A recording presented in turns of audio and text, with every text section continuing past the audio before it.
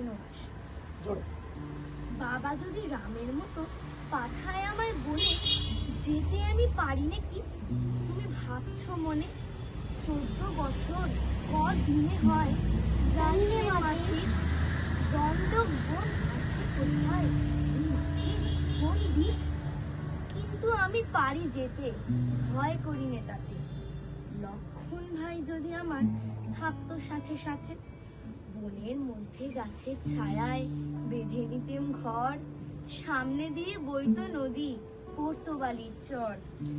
ছোট একটি থাকতো দিনই পারে যেতেন বে, হরিণ চড়ে বেড়ায় সেথা, কাছে আসতো ধেয়ে, গাছের পাতা খাইয়ে দিতেন আমি নিজের হাতে। লক্ষণ ভাই যদি আমার থাকতো সাথে সাথে, কত যে গাছ ছেয়ে থাকতো, কত রকম ফুলে মালা গেঁথে পরে নিতেন জড়িয়ে মাথার চুলে।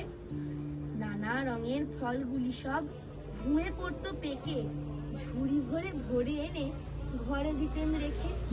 খিদে পেলে দুই ভাইতে খেতেন পদ্ম পাতে, লক্ষণ ভাই যদি আমার থাকতো সাথে সাথে। ঘাসের রোদের বেলায় অসুখ তলায় ঘাসের পরে আসি, রাখাল ছেলের মতো কেবল বাজাই বসে বাসি। ডালের পরে ময়ূর থাকে পেখম পরে ঝুলে, কাঠবেড়ালি ছুটে পালায় ন্যাচটি পিঠে তুলে। কখন আমি ঘুমিয়ে পড়ি দুপুর বেলার তাতে, লক্ষণ ভাই যদি আমার থাকতো সাথে সাথে। সন্ধে বেলায় কুড়িয়ে আনি শুকানো ডালপালা, বনের ধারে বসে থাকি আগুন হলে জ্বালা।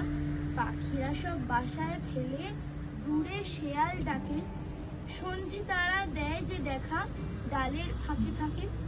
মায়ের কথা মনে করি বসে আধার রাতে, লক্ষণ ভাই যদি আমার থাকতো সাথে সাথে।